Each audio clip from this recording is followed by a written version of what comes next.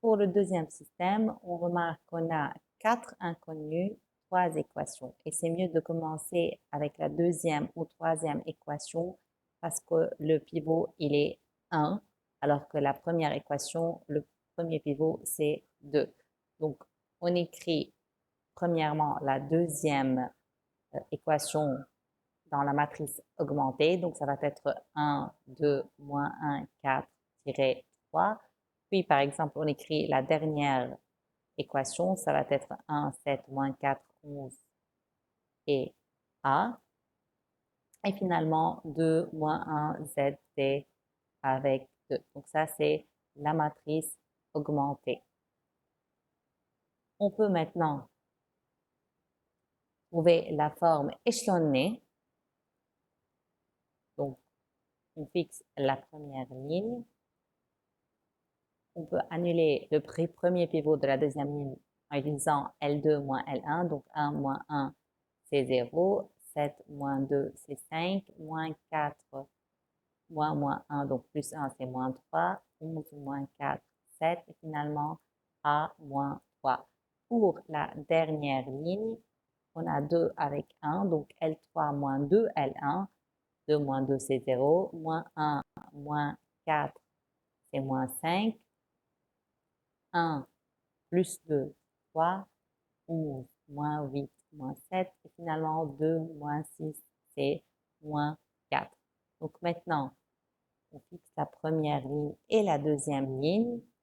Donc, maintenant, on annule le pivot de la troisième ligne en utilisant le pivot de la deuxième ligne. Donc, l'opération, c'est L3 plus L2, puisqu'on a 5 et moins 5. Donc, 5 plus moins 5, c'est 0. 3 moins 3, c'est 0. 7 moins 7, c'est 0. Et finalement, 1 moins 3 moins 4, c'est A moins 7. Donc là, on remarque que le rang de la matrice augmentée A-B, c'est 3 si A est différent de 7.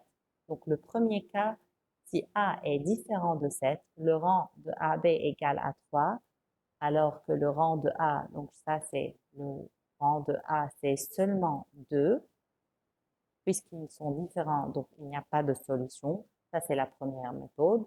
La deuxième méthode, la ligne L3 vous donne 0x plus 0y plus 0z plus 0t, qui est 0, égale A moins 7, et A moins 7 différent de 0 parce que A est différent de 7, donc pareil, pas de solution. Deuxième cas, si A égale à 7, donc la dernière ligne, elle est nulle.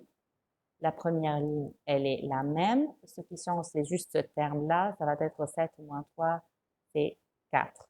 Et tout le reste ne change pas. Donc, à condition bien sûr que la dernière ligne, elle est toute nulle. Maintenant, le rang de AB, c'est 2 et le rang de A aussi 2, strictement inférieur à 4 qui est le nombre d'inconnus. Donc là, attention, c'est pas 3, c'est 4 parce qu'il y a 4 inconnus, X, Y, Z et T. Donc, on a infinité de solutions. On commence avec la ligne L2, 5Y moins 3Z plus 7T égale à 4. Donc, 5Y, c'est 4 plus 3Z moins 7T. On trouve Y. Maintenant, on passe à la première ligne. Donc là, on remplace Y par sa valeur. On a X plus 2 fois Y, donc plus 2 fois le résultat qu'on vient de trouver, moins Z plus 4T égale à 3. Donc si vous simplifiez, X va être 7 sur 5 moins 1 sur 5Z moins 6 sur 5T.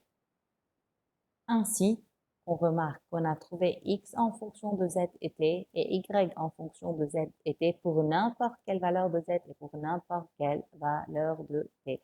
Donc, l'ensemble des solutions, c'est la forme qu'on a trouvée pour X, la forme qu'on a trouvée pour Z, pour Y, désolé, et là, pour n'importe quelle valeur de Z, pour n'importe quelle valeur de T, à condition bien sûr qu'ils appartiennent à